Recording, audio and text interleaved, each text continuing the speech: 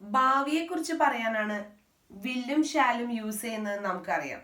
ഫ്യൂച്ചറിൽ എവിടെയാണ് നമ്മൾ വില്ലും ഷാലും യൂസ് ചെയ്യുന്നത്? അതുപോലെ തന്നെ ഭാവിയെ കുറിച്ച് പറയാൻ വില്ലിന്റെയും ഷാലിന്റെയും ആവശ്യമുണ്ടോ? അപ്പൊ അവ തമ്മിൽ എന്തോ ഒരു വ്യത്യാസം ഉണ്ടല്ലേ? ഇതൊക്കെയാണ് ഇന്ന് നമ്മൾ ഡിസ്കസ് ചെയ്യുന്നത്. കൺഫ്യൂഷൻ വേണ്ട, നമുക്ക് നോക്കാം. Will, shall. സെന്റൻസുകൾ നോക്കിയേ. ഞാൻ പോകും, ഞാൻ പോകും. പോകും എന്ന് പറയുമ്പോൾ ഭാവിയിലാണ് അല്ലെ, നടക്കാൻ പോകുന്നുള്ളൂ. അപ്പൊ നമ്മൾ എഴുതുന്നത് ഐ വിൽ ഗോ എന്നാണ്.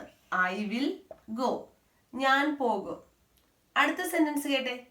ഞങ്ങൾ പോകാം, ഞങ്ങൾ പോകാം. ഞങ്ങൾ എന്നതിന് വി ഷാൽ ഗോ.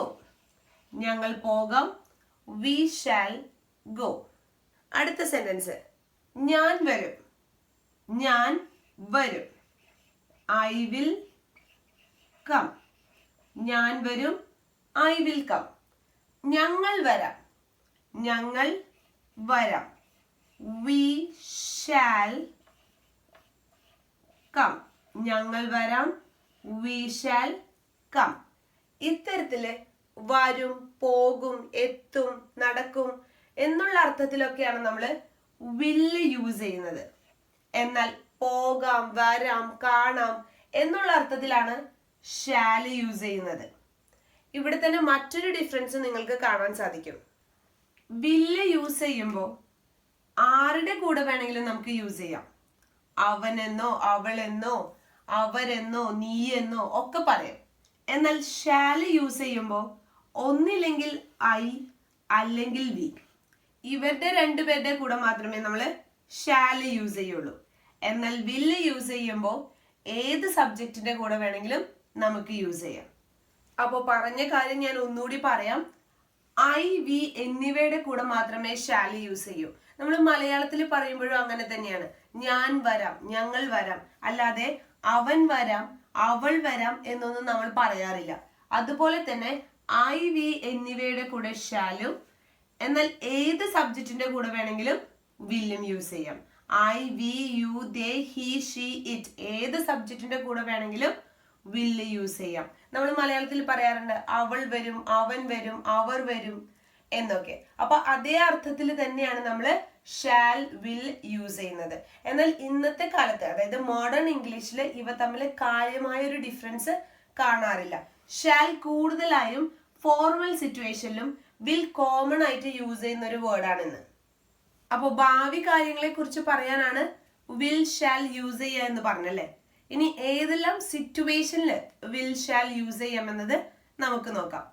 ആദ്യം പറഞ്ഞ പോയിന്റ് തന്നെ ഫ്യൂച്ചറിലെ കാര്യങ്ങൾ പറയാനായിട്ട് വിൽ അല്ലെങ്കിൽ ഷാൽ യൂസ് ചെയ്യാം. സെന്റൻസ് നോക്കിയേ. ഞങ്ങൾ വൈകുന്നേരം 6 മണിക്ക് അവിടെ എത്തും. ഞങ്ങൾ വൈകുന്നേരം 6 മണിക്ക് അവിടെ എത്തും. അപ്പൊ നമുക്ക് പറഞ്ഞു നോക്കാം. ഞങ്ങൾ, വി ആയതുകൊണ്ട് ഷാൽ എഴുതാം.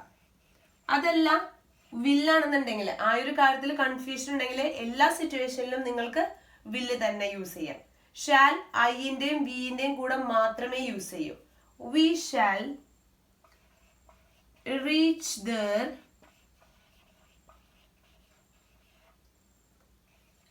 at 6 p.m. We shall reach there at 6 p.m. ഞങ്ങൾ വൈകുന്നേരം 6 മണിക്ക് അവിടെ എത്തും. We shall reach there at 6 p.m. അടുത്ത സെന്റൻസ് നോക്കാം. അവൻ എക്സാം പാസ് ആകും. അവൻ എക്സാം പാസ് ആകും. He will pass the exam. Pass the exam. ഇതൊരു കോമൺ കാര്യം പറയുന്നത് കേട്ടോ. അവൻ എക്സാം പാസ് ആകും. പാസ് ആകും ഒരു പോസിറ്റീവ് രീതിയിൽ പറയുന്നത് കൊണ്ട് he will pass the exam. അവൻ എക്സാം പാസ് ആകില്ല. അവൻ എക്സാം പാസ് ആകില്ല. ആകില്ല എന്ന് പറയാൻ വില്ലിന്റെ കൂടെ നോട്ട് ചേർത്ത് കൊടുത്താൽ മതി. he won't. വില്ലിന്റെ കൂടെ നോട്ട് ചേർക്കുമ്പോൾ നമ്മൾ പറയുന്നത് won't എന്നാണ്.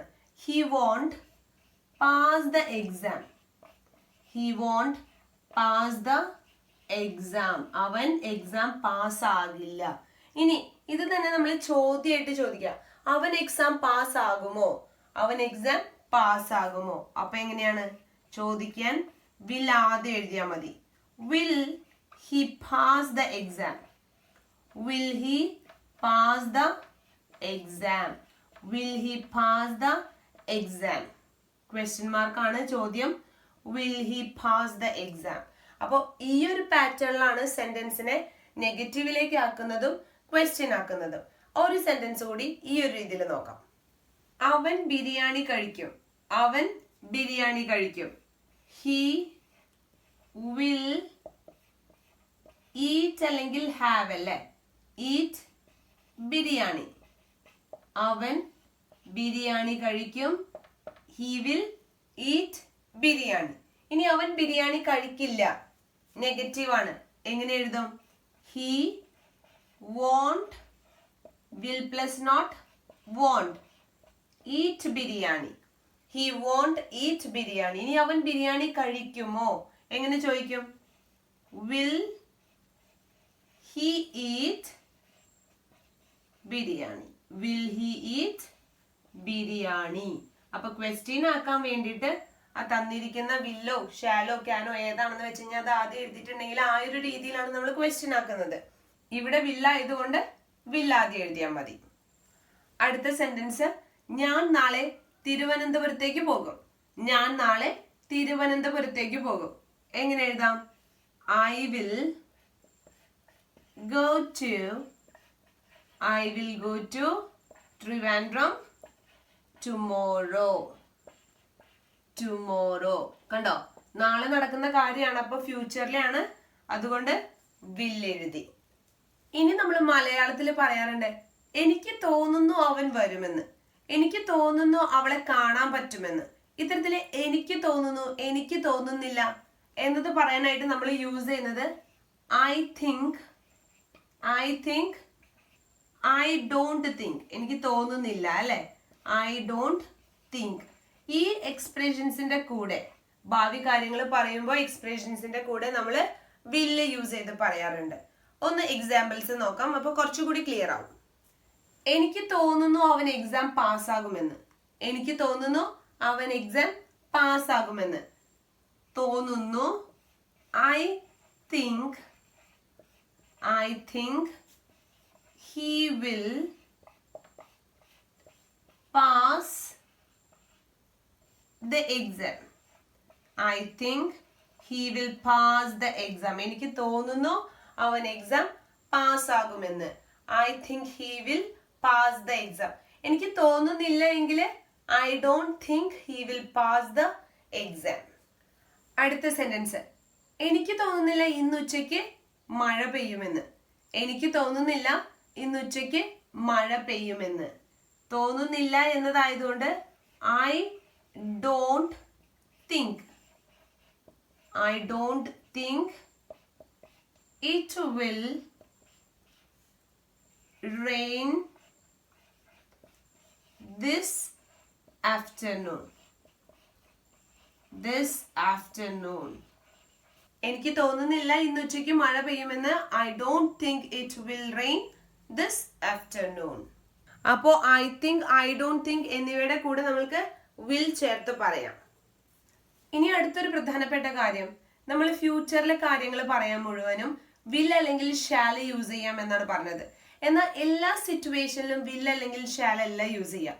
ഫോർ എക്സാമ്പിൾ, നമ്മൾ മുന്നേ കൂട്ടി തീരുമാനിച്ചൊരു കാര്യത്തെ കുറിച്ച് പറയുമ്പോൾ അവിടെ നമ്മൾ വിൽ യൂസ് ചെയ്യുന്നതിനേക്കാൾ കൂടുതൽ യൂസ് ചെയ്യുന്ന വേർഡ് ഗോയിങ് ടു ആണ്. പ്രീ പ്ലാൻഡ് ആയിട്ടുള്ള കാര്യങ്ങളെ കുറിച്ച് പറയുമ്പോൾ നമ്മൾ യൂസ് ചെയ്യുന്നത് ഗോയിങ് ടു ആണ്. പൊതുവെ ഗോയിങ് ടു എന്നൊക്കെ കാണുമ്പോൾ നമ്മൾ വിചാരിക്കുന്നത് ഇതൊരു പ്രസന്റ് ടെൻസ് എന്നാണ്. അങ്ങനെയല്ല, ഭാവിയിലെ കാര്യങ്ങൾ പറയാനും നമുക്ക് ഗോയിങ് ടു യൂസ് ചെയ്യാം. ഇത് നമ്മൾ മുന്നേ വീഡിയോയിൽ ഡിസ്കസ് ചെയ്തതാണ്, ലിങ്ക് ഞാനിവിടെ മെൻഷൻ ചെയ്യാം കേട്ടോ. ഇനി പെട്ടെന്ന് എടുക്കുന്ന തീരുമാനങ്ങളാണെങ്കിൽ അവിടെ നമ്മൾ യൂസ് ചെയ്യുന്നത് വില്ലാണ്. ഒരു എക്സാമ്പിൾ ഇതുമായി ബന്ധപ്പെട്ട് പറയാം. ഞങ്ങൾ സാറ്റർഡേ സിനിമയ്ക്ക് പോകും, ഞങ്ങൾ സാറ്റർഡേ സിനിമയ്ക്ക് പോകും. നേരത്തെ പ്രീ പ്ലാൻഡ് ആണെങ്കിൽ നമുക്ക് എഴുതാം we are going to cinema on Saturday. നേരത്തെ ടിക്കറ്റ് ഒക്കെ ബുക്ക് ചെയ്ത് പ്രീ പ്ലാൻഡ് ആണ്. അപ്പൊ നമുക്ക് പറയാം we are going to cinema on Saturday. ഇതേ കാര്യം നമുക്ക് വില്ല് യൂസ് ചെയ്ത് പറയാം. We will go to cinema on Saturday. അപ്പോ ഇത് പെട്ടെന്നുള്ളൊരു തീരുമാനത്തില് അത്തരം സിറ്റുവേഷനിലാണ് കൂടുതലും ഇവിടെ വില്ല് യൂസ് ചെയ്യുന്നത്. ഇപ്പൊ ഗോയിങ് ടു ആണെങ്കിലും വില്ലാണെങ്കിലും ഫ്യൂച്ചർ പറയാൻ തന്നെയാണ് യൂസ് ചെയ്തിരിക്കുന്നത്. പ്രീ പ്ലാൻഡ് ആണെങ്കിൽ അവിടെ കൂടുതലായും നമ്മൾ യൂസ് ചെയ്യുന്നത് ഗോയിങ് ടു ആണ്. അപ്പോൾ ഇന്ന് നമ്മൾ വീഡിയോയിൽ ഡിസ്കസ് ചെയ്ത വേർഡ്സ് ആണ് വിൽ, ഷാൽ എന്നിവ. ഇവിടെ ശ്രദ്ധിക്കേണ്ട കാര്യം ഏത് സബ്ജക്റ്റിന്റെ കൂടെയും വില്ല് യൂസ് ചെയ്യും. എന്നാൽ ഐ, വി എന്നീ സബ്ജക്റ്റുകളുടെ കൂടെ മാത്രമേ നമ്മൾ ഷാൽ യൂസ് ചെയ്യുള്ളൂ. ആ പറഞ്ഞ മലയാള അർത്ഥം ഓർത്ത് വെച്ച് കഴിഞ്ഞാൽ കുറച്ചുകൂടി ഈസിയാണ് ഇത് മനസ്സിലാക്കാൻ. വില്ലും ഷാലും എവിടെയെല്ലാം യൂസ് ചെയ്യാം എന്നതിന്റെ കുറച്ച് സിറ്റുവേഷൻസ് ആണ് പറഞ്ഞത്. ഇനിയും ഒരുപാട് സിറ്റുവേഷൻസിൽ നമുക്ക് വിൽ, ഷാൽ യൂസ് ചെയ്യാൻ സാധിക്കും. എല്ലാം കൂടി ഒരു വീഡിയോയിൽ പറയുന്നില്ല, ബാക്കി കാര്യങ്ങൾ മറ്റൊരു വീഡിയോയിൽ പറയാം. പറഞ്ഞ കാര്യങ്ങൾ ക്ലിയർ ആയെന്ന് വിചാരിക്കുന്നു. Thank you.